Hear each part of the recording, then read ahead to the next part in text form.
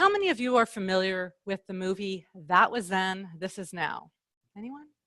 It's an 80s drama that is basically about leaving things behind, or sometimes not. And it's basically about two old friends fighting over a girl. I know, sounds like a science fiction plot, doesn't it? Well, it was the title that impressed me because I was contemplating, how do we prevent our past from ruining our future? How many of you have had your lives basically turn out the way you wanted them to or thought they would since you envisioned them back as perhaps a teen? You don't have to raise your hands for this one, but just think about it. I wanted to live in a round house with purple shag carpet and be a princess. Kind of gave up on the first one, but I'm still working on the princess gig. Hopefully, you've managed to enjoy your life overall up until this point. Well, if not, it's not too late to alter the course. That's the good news. In a talk I gave a while back, I mentioned how research shows that 98% of the thoughts that we think today are basically recycled thoughts from yesterday. And 80% of those thoughts are often negative. It has to do with this primitive part of our brain that's always looking out for danger in order to keep us safe. So that's where the negativity factor can kick in. Maybe I should have renamed this talk, That Was Then, and This Is Still Then, unless you want to change your thinking. Once we realize that we're not being chased by some angry saber-toothed tiger, maybe we don't need to lug our past around like a ball and chain, especially if those negative memories no longer serve us. What might we be getting out of doing this? Is there stuff from our past that we find juicy and intriguing when we talk about it? Perhaps we even like some of the reactions we get when we share it. When I work with kids, especially middle school age, they love to tell the broken bone stories and the trips to the ER and the fights they've been in, and they seem to get more and more animated with each sharing. Well, I've known some adults, including myself, who've also done this. We kind of like the excitement of it all. If you could create a movie on your life up to this point, would it be a drama, a comedy, a horror, or maybe a musical, or maybe a combination thereof? Do you have country western songs playing in the background throughout your movie involving big trucks, broken hearts, and maybe a dead dog or two? What beliefs are playing out as the main scenes of your life in your movie?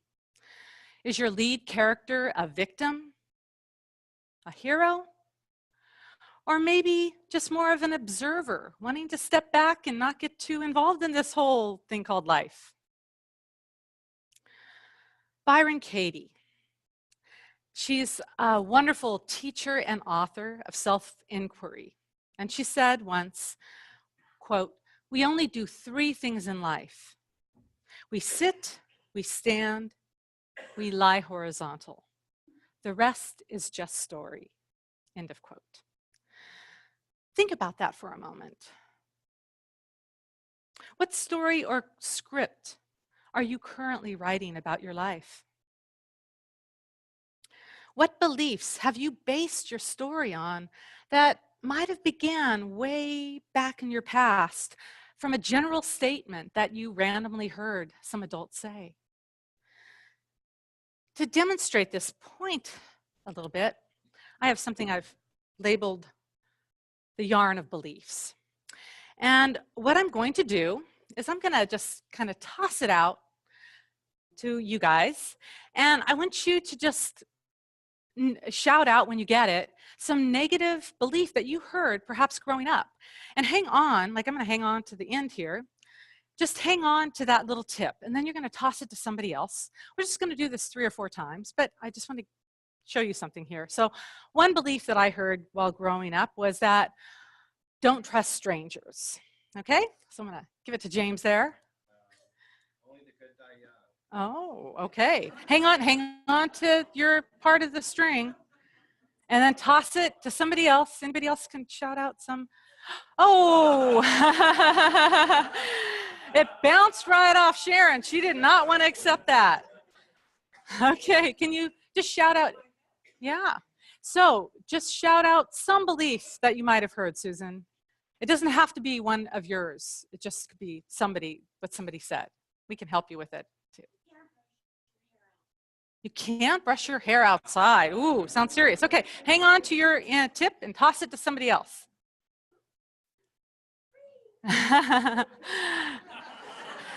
It's okay, it's okay. Go ahead.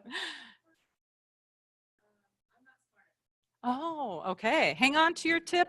Wow, way over to the other side. What's another belief, Ken? I can't do it. There's not enough. Ah. Life is really hard. You thought you were safe sitting in the back. Okay, hold on to it for a second. I think we've had enough negativity, right?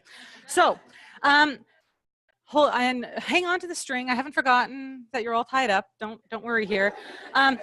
Byron Katie also said, a thought is harmless unless we believe it.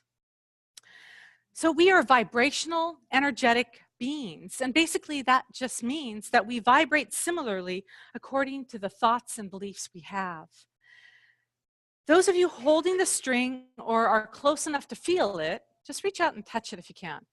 Now feel the vibration, because we are truly these vibrational beings. Pull on it a little if you have, and we translate vibration through our thoughts, our senses, our touch, our smell, our taste, our thermostats, our radio waves, our words and emotions.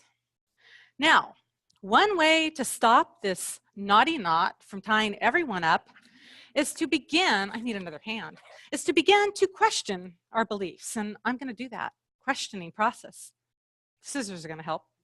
So one way, Byron Katie says, because she is the queen of questioning in my mind, is to use this method that she has, asking 4 questions. And the first one, is it true?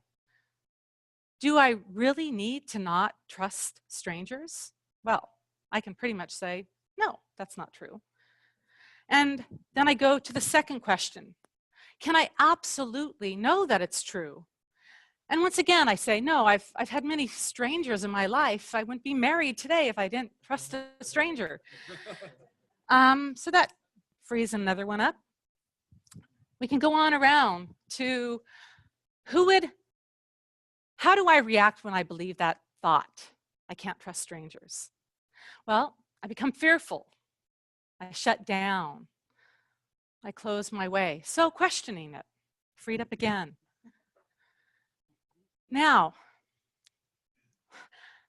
who would I be without that thought of perhaps I can't trust strangers? You can let it go now. Is freed up to trust, to be open, to involve more people into my world. Now, if you could pull that back with you for a moment.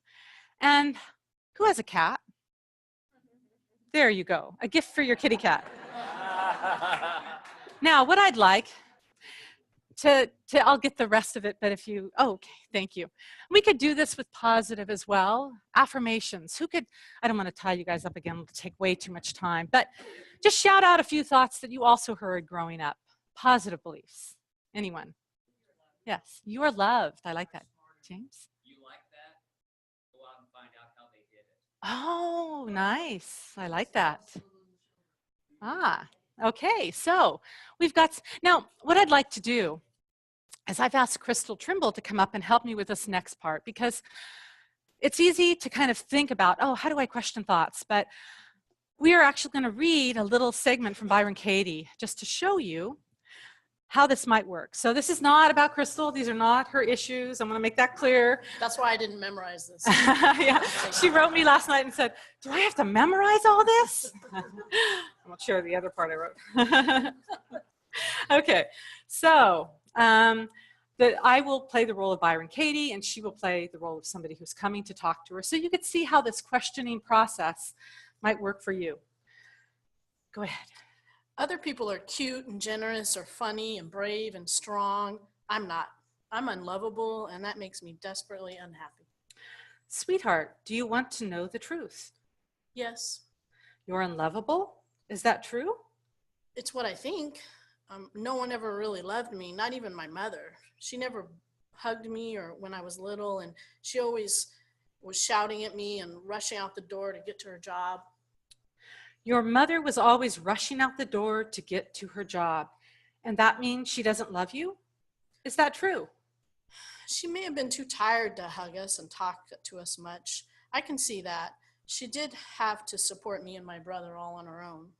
Wasn't that love? Could be. I am unlovable. Can you absolutely know that that's true? No, I can't know that, but I still feel it. Of course you feel it because you believe that thought. That's why we're questioning the thought.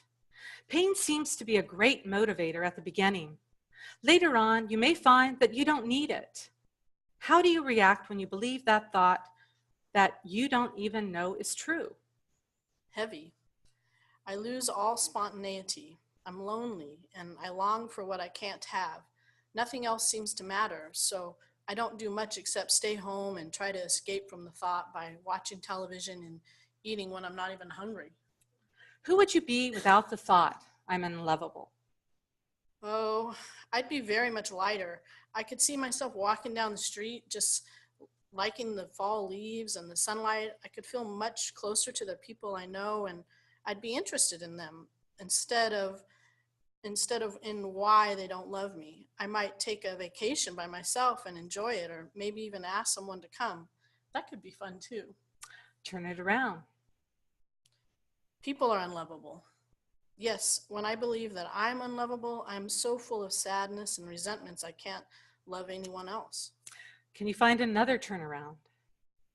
I'm lovable? Can you see how that is more honest? It's hard to see. I really want to, but it's hard. Find 3 genuine ways that you are lovable. That's really hard. Okay, here's one. I have a nice smile. Good. That's a very good find. I've been a good sister. I've always been there for my brother. That's 2. Can you find one more? Nothing else comes to me. Find one thing that you did today that you find lovable. Well, I fed the squirrels. Yes, that was kind of you. That's 3. The fact is that you are lovable, whether you like it or not. There's nothing you can do about it. Thank you, Crystal. Okay. Oh, that's an example, and this is her book, I Need Your Love, Is That True? And I invite you just to explore this a little bit more so you can get a sense of how it could work in your life.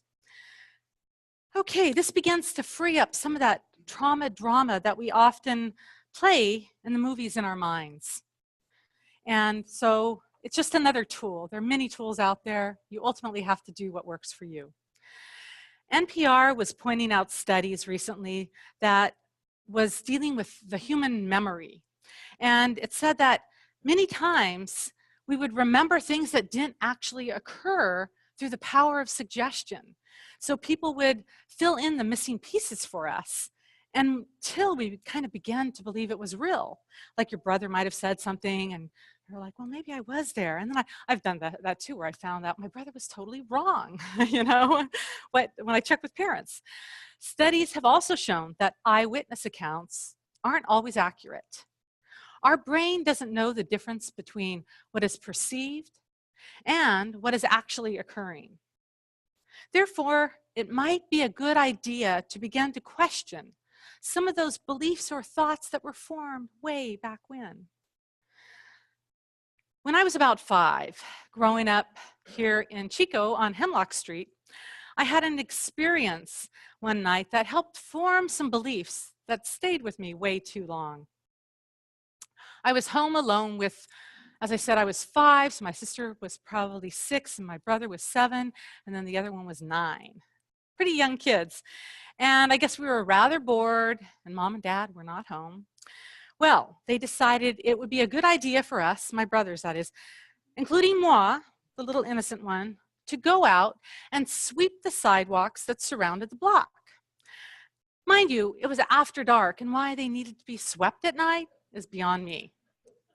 Well, we all got brooms, and we made up our official cleaning uniforms, which basically consisted of big old gunny sack bags. We cut a hole out for the head, 2 holes for the arms. I'm pretty sure my feet cleared the bottom of the bag, but I'm not 100% on that. We then proceeded to go around the block, sweeping as we went and humming. Well, we were swishing away in front of this one neighbor's house when all of a sudden she came out and turned on the porch light and sternly yelled, "Who's out there and what are you doing?" Well, my brothers and sister decided to quickly scurry and hide in the bushes. Terrified and not being fully prepped on what to do about this, I just stood there in shock, draped in my giant gunny sack bag, broom in hand, kind of looking like an abandoned orphan from the Dust Bowl. I sheepishly called out, "It's me, ma'am, and I'm sweeping the sidewalks." Well, I wasn't sure where my siblings were, and I kind of felt like a lamb thrown to the wolves at this point. I then apologetically stood there, not knowing what to do next. She didn't sound the least bit grateful for all the hard work I had been doing.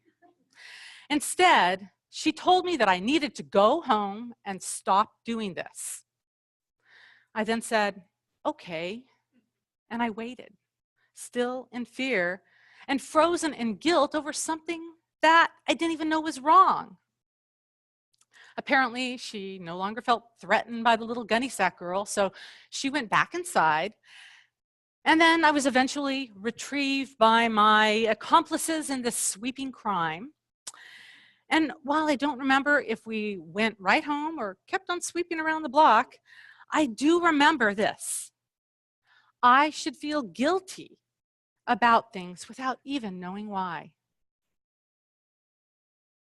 I let the feelings of guilt take up way too much residence in my life. Ridiculous beliefs that, if questioned, could be released, yet instead, they were allowed to draw similar vibrational thoughts of unworthiness over the years. And after time, they attracted more vibrational matches, which led to some self-defeating negative experiences. We are not meant to live in apology, guilt, and fear. But that was then. So onward and upward to the most creative part of our movies. This is now. Now is the point of power that we all have access to. Now is the only part that we can truly control with our reactions or our responses. If we truly believe this teaching, we have all that we need in this moment of now. In this tactile-based, touch it, taste it, smell it, see it universe, we often seek to manage things. In our physical bodies, we try and control life through basic physical laws that we think we can manipulate. In classic physics, scientists began to question simple basic premises when things don't always make sense. They were confused about the way the predictable mechanical world wasn't always that predictable. They found the universe to be much more mysterious than they thought possible. I know it very much baffled Einstein for a number of years. Things weren't turning out the way his mathematical writings suggested. So they began to question ideas about how things work. In quantum physics, they talk about collapsing the wave. Now, it's on a subatomic level, and it's with our focus and observation of it.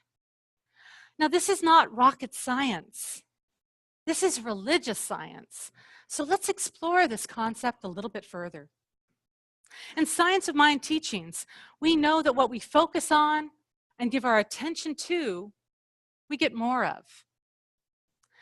Ernest Holmes wrote in the book, This Thing Called You, quote, "Physical facts, forms, and conditions are no obstruction to this principle.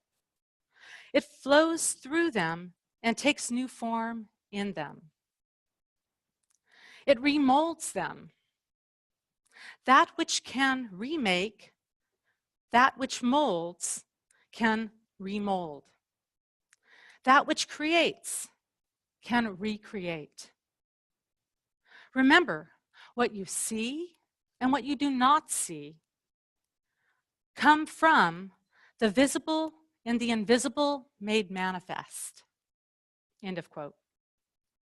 A simple way of combining this notion of quantum physics with science of mind is to do another little activity. Anyone see the movie What the Bleep Do We Know? Great. That'll make this next thing a little bit clearer, I hope.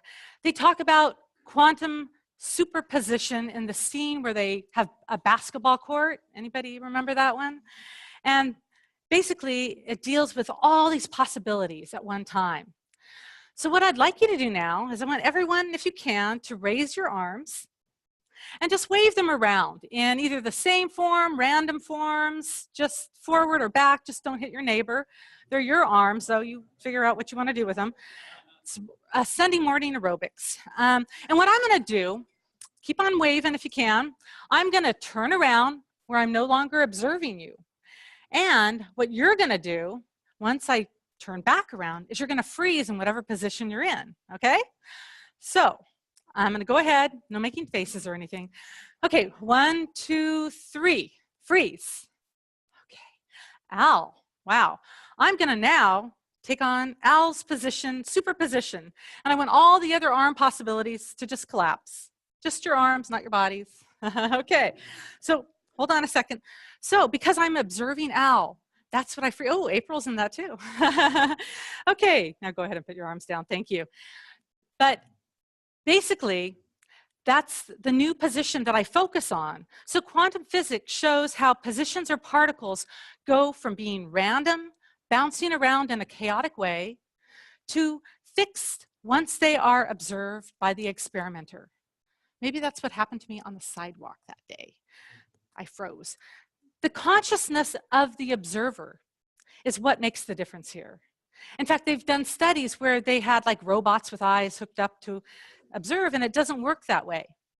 It's the consciousness, the living human being that is giving their attention to something. Now, if you're not confused about this, then something is wrong. This is a very baffling concept that scientists are still trying to figure out. They don't understand why particles and waves at the tiniest level behave the way they do, but they do. Overall, scientists are just beginning to draw connections between what we think about, we can bring about. So how do you want to create your life from here on forward? Find little things to begin feeling better about and focus your energy on those things or experiences. Give your attention to what you want. I didn't need to stand up here and condemn all the other arm possibilities, saying, oh, I don't like that one or that one or that one. I just needed to focus on what I wanted. It's not the big things. It's the little stuff that can begin to shift the energy flow. Life is strung together by series of moments. Do you start your beliefs early in the day and consciously build on it with something that you like? Perhaps you meditate before you get up. Maybe you turn on the news first thing and then start believing those set of facts or truths or notions from that. that negative belief yarn starts bouncing around, drawing more and more beliefs like it. Do you really need that pill the commercial is trying to push on you? Are you being a guardian of your consciousness to make sure that that you are giving more energy to things you want and not the negative ones? I was listening to the radio while on a road trip recently, and I've been driving for quite a few hours, so I was kind of on autopilot. And all of a sudden, with the radio on, I started to feel more and more irritable and more grumpy. And pretty soon I just felt like ramming the other cars around me. Not a good thing to do. And I kind of woke up and I realized that I was listening to this very hateful talk show host that, had I thought about it, I would have never turned him on. So I had to consciously change that channel, tune into something positive that I wanted. Yet so often, we go about on autopilot, not being aware of what we're absorbing into our consciousness. We have to create the mold or path for experiences that we want. It could be noticing the fact that you're still alive and what a warm bed that you have to wake up in. Maybe it's looking outside and appreciating the beautiful rain or the sun. Be deliberate in your thinking. We live in an incredibly beautiful place here in Northern California. In fact, this month's theme is inspiration through nature. And so, if you need to find something beautiful to get you inspired, go out into Bidwell Park and look at the way the autumn leaves are all changing right now. It's like a mosaic of color. You can rewrite your script by focusing on positive things as well as things that give you joy and emphasizing that. Maybe you did have some traumatic childhood experiences, but reframe it so that you are the hero for having made it through. You can have a phoenix rising theme in that you overcame many challenging obstacles. You've gotten what you need from the horror movies of life. Now, perhaps you can move through the drama and maybe even start creating more of a comedy and take yourself a little bit more lightly. Voltaire once said, "God is a comedian playing to an audience too afraid to laugh." End quote. I would have dissolved by now if I couldn't laugh or chuckle at some of my embarrassing moments, because they keep on happening. In fact, on Halloween, I dressed up in what I thought was a really great costume, and I had a big giant wig and tattoos all over my body, and I showed up at a school where nobody was dressed up. Cast yourself as the next Lucille Ball or Jim Carrey of your movie. I've played Dumb and Dumber in both roles in my movie of life.